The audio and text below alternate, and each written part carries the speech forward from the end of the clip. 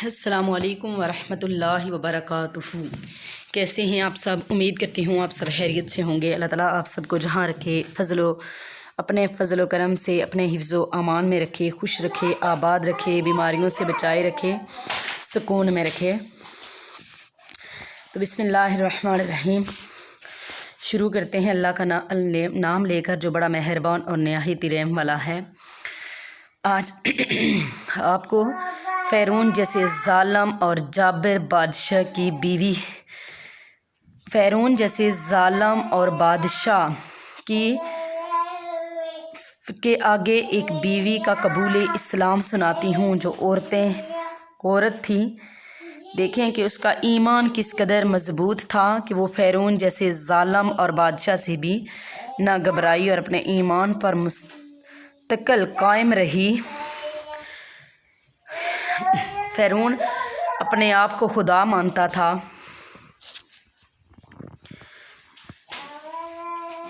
بسم اللہ الرحمن الرحیم۔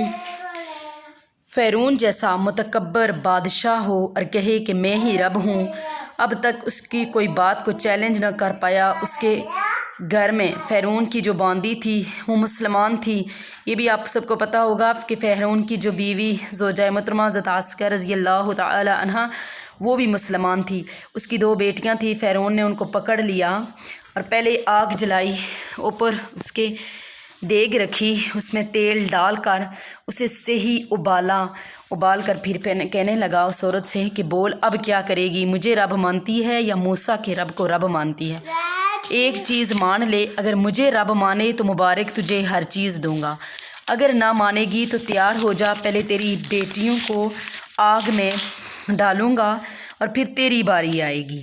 باندی نے جواب دیا کہ میری 2 ہی بیٹیاں ہیں، اگر اور ہوتی تو میں انہیں بھی اللہ کے راستے میں قربان کر دیتی۔ جو مرضی ہے کر لو، ہماری بہن پردہ کرنے کو تیار نہیں، یہ ماں اپنی بچیاں جلانے کو تیار ہے۔ سبحان اللہ۔ فرعون نے اس کے سامنے دیگ میں تیل ابالا اور اس کی بیٹیوں کو ایک ایک کر کے اس تیل میں ڈالنا شروع کر دیا۔ جب اس کی پہلی بیٹی کو تیل میں مچھلی کی طرح تلا تو ماں کے پایہ ثبات یعنی ماں کے صبر میں کوئی بھی لغزش نہ آئی۔ جب اس کے ماں کے دل سے ہائے نکلی تو اللہ تعالیٰ نے اس کی آنکھوں سے پردہ ہٹایا تو اس نے دیکھا کہ میری بچی کی روح جا رہی ہے اور کہہ رہی ہے اماں ٹھہرو، ابھی جنت میں اکٹھے ہونے والے ہیں، بے صبری نہ کرنا۔ سبحان اللہ۔ اس کے بعد چھوٹے بچے کو پکڑا جو دودھ پیتا تھا، اور دودھ پیتا تو پرایا بچہ بھی بہت پیارا لگتا ہے، اپنا بچہ کس کو پیارا نہیں لگتا۔ ماں کی گود سے فرعون نے کھینچا اور بیچاری معصوم کو تو اندازہ ہی نہیں تھا کہ اس کے ساتھ کیا ہونے والا ہے۔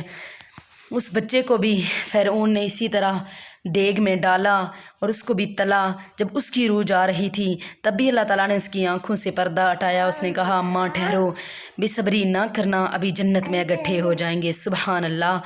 جب اس کی ماں کو پکڑنے لگا تو اس نے کہا کہ مجھے پکڑنے کی ضرورت نہیں ہے، اس نے کہا کہ میں خود ہی چلی جاؤں گی اس تیل میں، مجھے پکڑنے کی ضرورت نہیں ہے، لیکن میری ایک درخواست ہے۔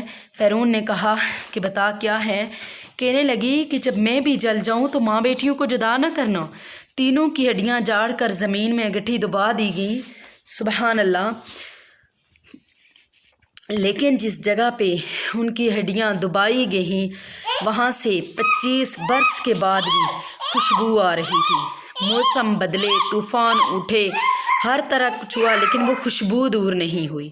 40 برس گزر گئے، 10 برس اور گزر گئے، 2050 برس گزرنے کے بعد بھی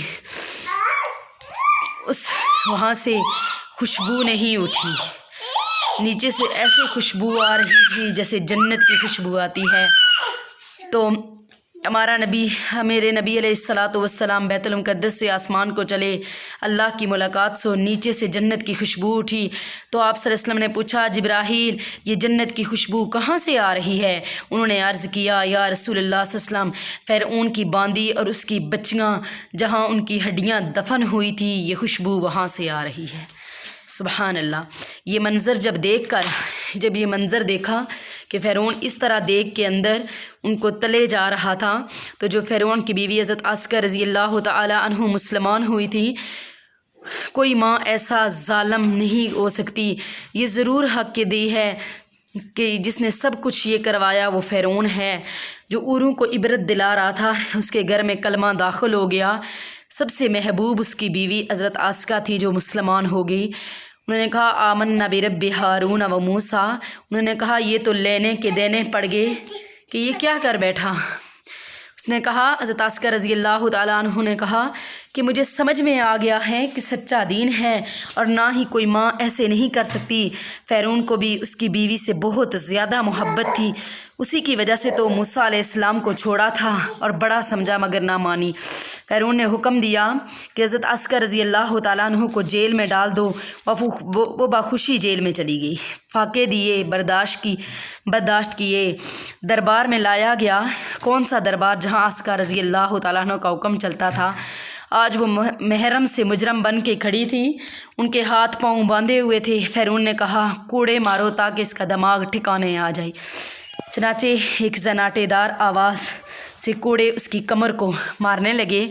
اللہ کی محبت میں خون کی ندیاں بہہ رہی ہیں، پاؤں تک خون جا رہا ہے، مگر عاسیہ کہہ رہی ہیں فَأَقْضِ مَا أَنْتَ قَاضٍ، جو کرنا ہے کر لے، اب حکم نہیں ٹوٹے گا، ہم یعنی بے پردگی بھی نہیں چھوڑیں گے اور اپنے رب کا ایمان نہیں چھوڑیں گے۔ جب فرعون نے دیکھا کہ ہر حربہ بیکار ہے، حضرت عاسیہ رضی اللہ تعالی عنہ کو اس نے حکم دیا کہ سولی پر لٹکا دو۔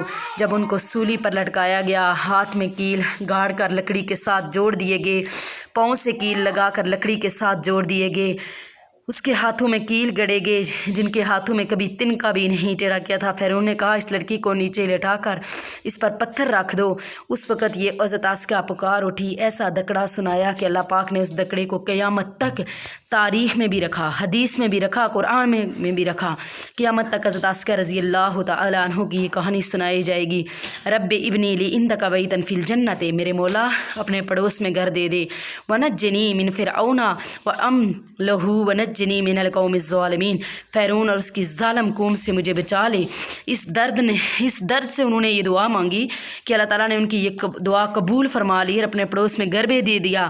ہمارے نبی صلی اللہ علیہ وسلم کے لیے جنت میں ایک مقام ہے جس کا نام وسیلہ ہے، یہ اللہ کے عرش کے بالکل ساتھ ہے، جو یہاں پہنچ گیا ہے وہ اللہ کے سب سے قریب ہوگا۔ جب حضرت خدیجہ رضی اللہ تعالیٰ عنہ کا انتقال ہونے لگا تھا تو آپ صلی اللہ علیہ وسلم نے کہا خدیجہ جب تو جنت میں جائے گی تو اپنی سوکن کو میرا سلام کہنا۔ انہوں نے کہا میری سوکن، میں تو پہلی بیوی ہوں۔ آپ صلی اللہ علیہ وسلم نے فرمایا نہیں، جنت میں فرعون کی بیوی عاسیہ رضی اللہ تعالی عنہ سے اللہ نے میرا نکاح پڑھ دیا ہے۔ عیسیٰ علیہ السلام کی والدہ سے اللہ نے میرا نکاح پڑھ دیا ہے۔ میری بہنوں، ان عورتوں سے حشر کا شوق سیکھو۔ میری بھائیوں، ان لوگوں کے ساتھ حشر کا شوق رکھو۔ ہم کن کے پیچھے جا رہے ہیں جن کی منزل کوئی نہیں؟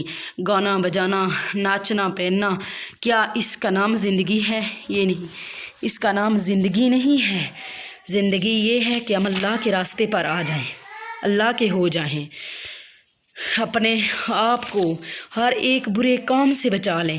ہمارے اندر ایمان ایسا ہو کہ جیسے فرعون کی باندی کا تھا کہ اپنی اولاد کو بھی جلتا ہوا دیکھ لا۔ ہمارا ایمان ایسا ہو کہ جیسے حضرت خنسا رضی اللہ تعالیٰ عنہ کا تھا کہ اپنے چاروں بیٹوں کی جب شہادت کی خبر ملی تو آپ نے نوافل ادا کیے کہ الحمدللہ میرے بیٹے اللہ کی راہ میں شہید کر دیے گئے۔